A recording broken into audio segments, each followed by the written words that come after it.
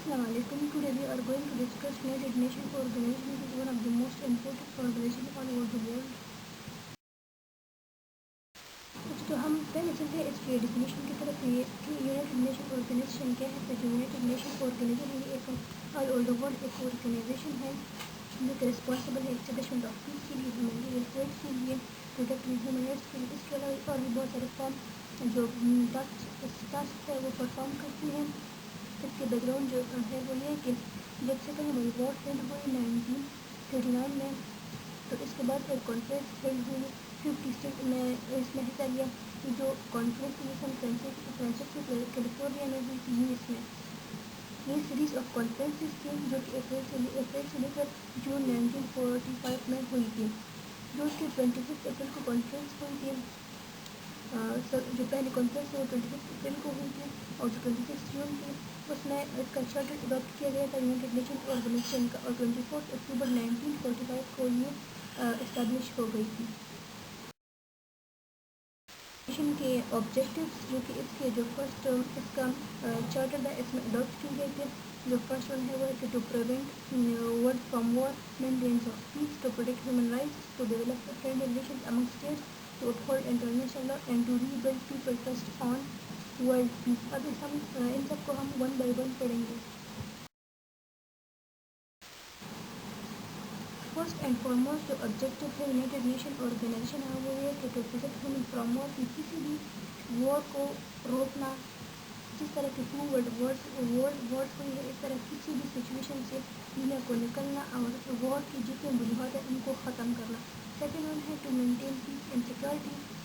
इसका ये बहुत ही अहम रोल है maintenance of peace and security में। ये इसका बहुत अहम ऑब्जेक्टिव है।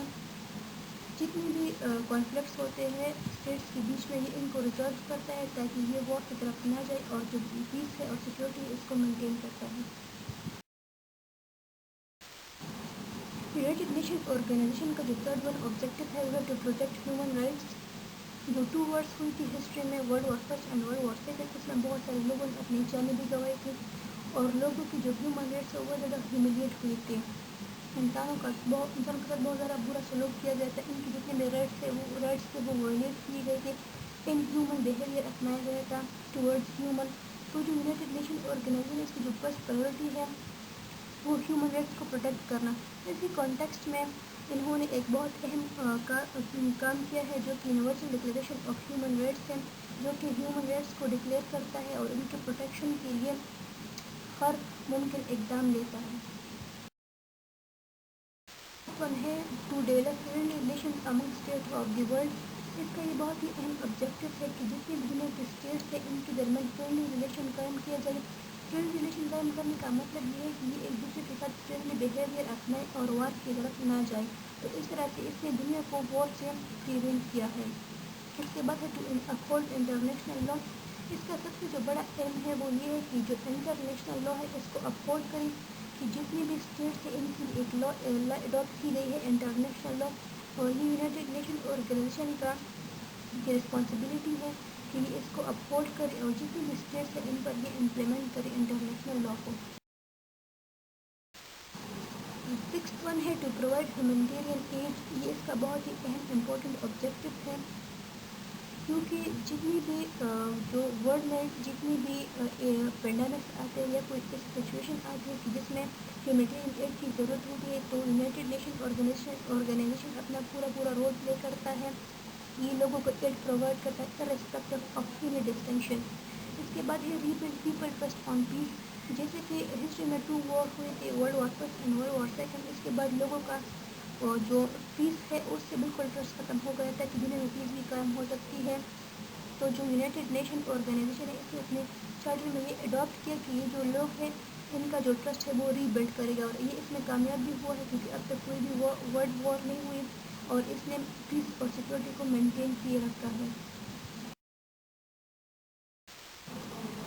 यूनाइटेड नेशन ऑर्गेनाइजेशन बहुत ही वास्ट ऑर्गेनाइजेशन है, क्योंकि ऑल ओवर द वर्ल्ड जितने भी स्टेट है सब इसके मेंबर्स हैं।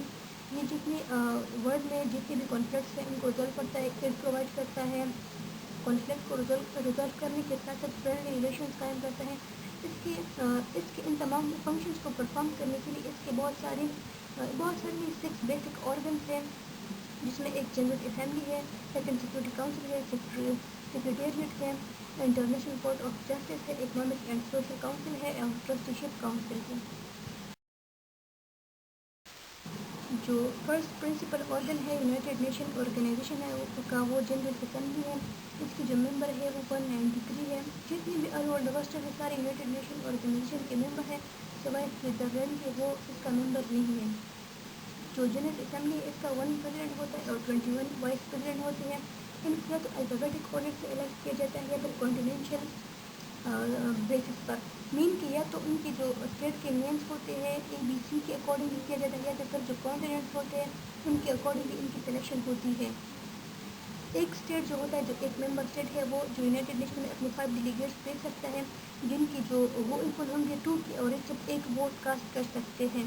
یونائٹیڈ نیشن آرگنائزیشن کی جو جنرل اسمبلی ہے اس کے جو سیشن ہوتے ہیں یہ صرف ایک دفعہ ملتا ہے سال میں سپٹمبر میں، لیکن اگر کوئی ایشو ارائز ہوتا ہے جس سے ورلڈ پیس کو تھریٹ ہو یا کوئی کانفلکٹ ارائز ہوتا ہے تو یہ سیشن ان کا کسی بھی ٹائم بلوایا جا سکتا ہے۔ اس کے بہت سارے فنکشنس ہے، بہت واسٹ ہے، لیکن جو موسٹ امپورٹنٹ ہے وہ فرسٹ ون ہے مینٹینس پیس، یہ پیس کو مینٹین کرتا ہے۔ بجٹنگ، جتنی بھی بجٹنگ ہوتی ہے کہ کس چیز پر کتنا لگانا ہے، کس پروجیکٹ پر کتنا پیسہ لگے گا، مطلب جتنے بھی اس کے ممبرس ہیں ان کی کتنی سیلری ہوگی، سیلری کن بیسس پر دی جائے گی، کتنی سیلری دی جائے گی، یہ بھی اس کا فنکشن ہے۔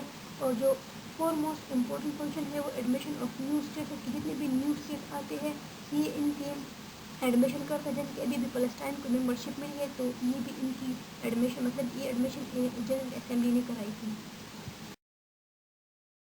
اب جو سیکنڈ آرگن ہے وہ سیکورٹی کاؤنسل ہے، یہ موسٹ امپورٹنٹ اینڈ پاورفل جو ہے آرگن ہے یونائٹیڈ نیشن آرگنائزیشن ہے۔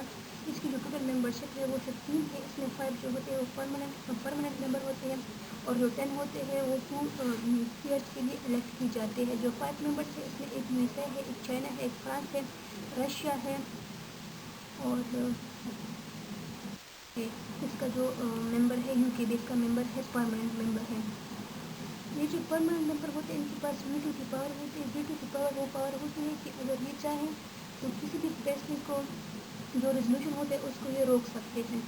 ان کی جو یہ ویٹو پاور ہے ان کو ان کے اسٹرینتھ کی وجہ سے دی جاتی ہے، ان کی سیولائزڈ یا جو اکنامکل اسٹیبلٹی ہے اس وجہ سے ان کو یہ دی جاتی ہے۔ اچھا، جو ڈیسیجن یہ لیتے ہیں وہ بائنڈنگ فورس ہوتے ہیں ان کی جو ڈیسیجن ہوتے ہیں وہ جلدی امپلیمنٹ ہو جاتے ہیں۔ جو جنرل اسمبلی کے ڈیسیجن ہوتے ہیں وہ نان بائنڈنگ فورس ہوتے ہیں، جو سیکورٹی کاؤنسل کے ہوتے ہیں وہ بائنڈنگ فورس کے ہوتے ہیں۔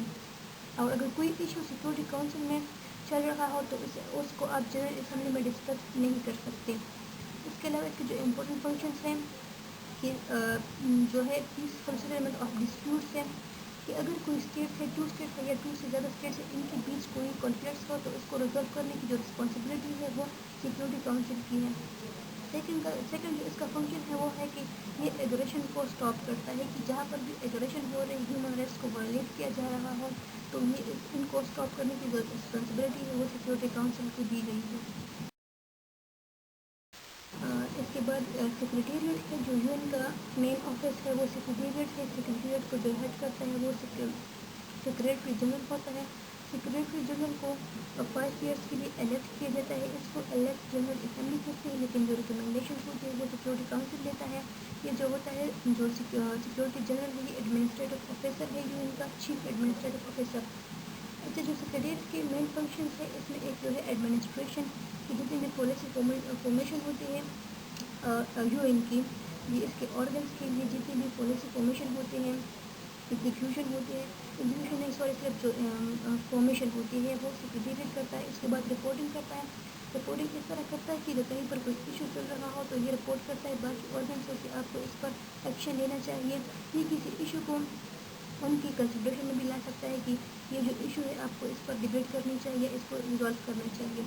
تھرڈ ون ہے فیسیلیٹیشن، یہ فیسیلیٹیٹ کرتا ہے جو باقی آرگنس ہے یونائٹیڈ نیشن آرگنائزیشن ان کو جو سیکریٹریٹ ہے یہ ان کو فیسیلیٹیٹ کرتا ہے، ان کو ایڈ پرووائڈ کرتا ہے ایڈمنسٹریشن میں، رپورٹنگ میں یا باقی ان کی فنکشن میں بھی ان کو فیسیلیٹیٹ کر سکتا ہے۔ چیئرس کے بعد جو ہے آرگن وہ ہے اکنامک اینڈ سوشل کاؤنسل، جو اکنامک اینڈ سوشل کاؤنسل اس کے نام سے ظاہر ہے یہ اکنامک اور سوشل ڈیولپمنٹ کے لیے کام کرتا ہے۔ اس کے علاوہ جو اس کی سیشن ہوتے ہیں یہ سال میں 2 دفعہ ملتے ہیں، اس کے 54 ممبرس ہیں اور یہ 3 ایئرس کے ٹرم کے لیے الیکٹ کیے جاتے ہیں۔ اچھا، جو لاسٹ آرگن ہے یونائٹڈ نیشن آرگنائزیشن کا وہ ٹرسٹی شپ اور کاؤنسل ہے۔ ٹرسٹی شپ کاؤنسل وہ کاؤنسل ہے جو کہ ان ریجنس کے ڈیولپمنٹ کے لیے کام کرتا ہے جو ٹرسٹ ٹریٹریز ہوتے ہیں۔ ٹرسٹ ٹریٹریز وہ ٹریٹریز ہوتے ہیں جو کسی اور کے کنٹرول میں ہوتے ہیں، جس کے پہلا ہوتا ہے کہ ایک جو اسٹیٹ ہوتی ہے وہ دوسری اسٹیٹ کو اپنی کالونی بناتی تھی، تو وہ کالونی جو ہوتی ہے وہ ٹرسٹ ایریاز کہلاتے تھے۔ ان ٹرسٹ ایریاز کی ڈیولپمنٹ یہ اس طرح کرتا تھا کہ جو مدر لینڈ ہے اس کو روکتا تھا کہ یہ جو اپنی کالونیز ہے اس کی وائلیشن نہ کرے، اور اس کے ڈیولپمنٹ کے لیے کام کرتا تھا جو کالونیز ہوتی تھی ان کے ڈیولپمنٹ کے لیے۔ یہ پہلے کام کرتا تھا جب جس ٹائم پر کالونیز تھی، لیکن پھر with the passage of time جو ہوتے کالونیز ختم ہوتی گئی، اور پھر 1994 میں ایک لاسٹ اسٹیٹ تھا جو کہ کالونی تھا پہلو۔ جب اس نے انڈیپینڈنس لی تو جو یہ ٹرسٹیشپ کاؤنسل ہوتا تھا یہ کولیپس کر گیا، یہ اب فنکشننگ نہیں کرتا، کیونکہ یہ جس علاقوں کے لیے فنکشننگ کرتا تھا تو وہ علاقے اب نہیں ہے، تو بس اس کا جو فنکشن ہے وہ ختم ہو گیا ہے۔